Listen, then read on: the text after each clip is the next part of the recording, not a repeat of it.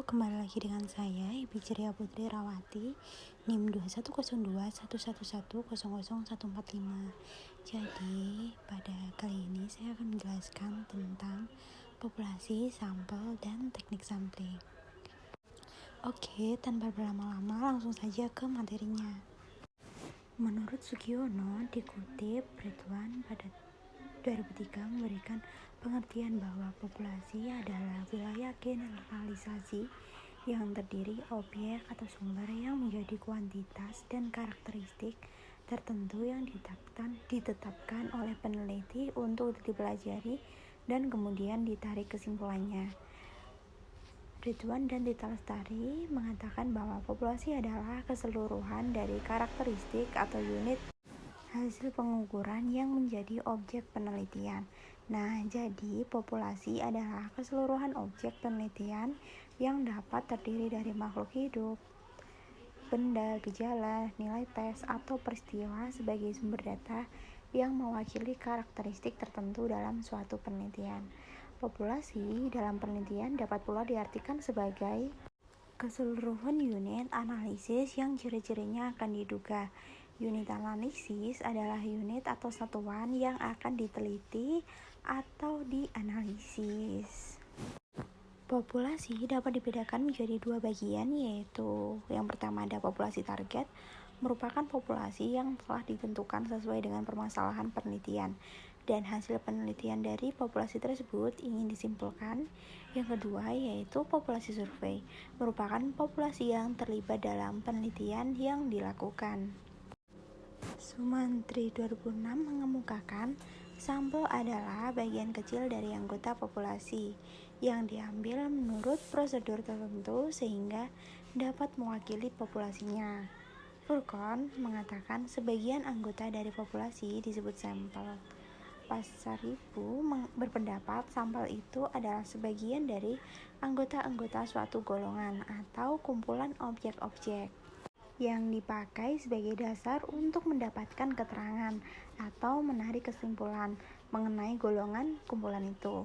Sugiono mengatakan dikutip dari Ridwan memberikan pengertian bahwa sampel adalah sebagian dari jumlah dan karakteristik yang dimiliki oleh populasi. Ari Kunto mengatakan bahwa sampel adalah bagian dari populasi atau sebagian atau wakil populasi yang diteliti. Sampel penelitian adalah sebagian dari populasi yang diambil sebagai sumber data dan dapat mewakili seluruh populasi.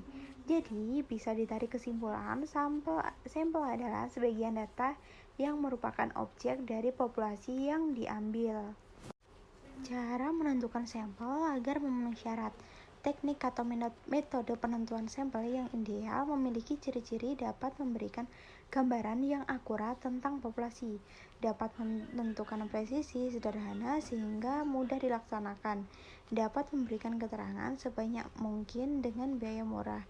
Presisi merupakan standar error nilai rata-rata populasi dikurangi nilai rata-rata sampel. Nah, apakah besar sampel sama dengan representatif? Dalam menentukan besar sampel perlu mempertimbangkan hal-hal sebagai berikut. Yang pertama, ada derajat keseragaman atau degree of homogeneity dari populasi completely heterogeneous. 2. Presisi yang dikehendaki dari penelitian. 3. Rencana analisis. 4. Tenaga, biaya, dan waktu. 5. Besar populasi. Nah, jadi semakin besar sampel, semakin tinggi tingkat presisi yang didapatkan. Selanjutnya, yang terakhir yaitu teknik sampling. Nah, pengertian teknik pengambilan sampel menurut Sugiono yaitu teknik sampling merupakan teknik pengambilan sampel. Pengertian teknik pengambilan sampel menurut Margono pada tahun 2004, teknik sampling adalah cara untuk menentukan sampel yang jumlahnya sesuai dengan ukuran sampel yang akan dijadikan sumber data sebenarnya dengan memperhatikan sifat-sifat dan penyebaran populasi agar diperoleh sampel yang representatif.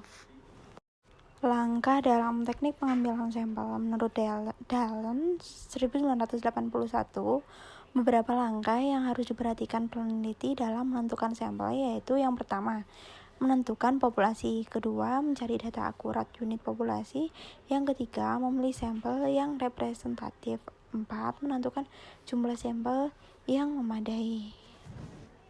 Baik, mungkin itu saja penjelasan pada kali ini.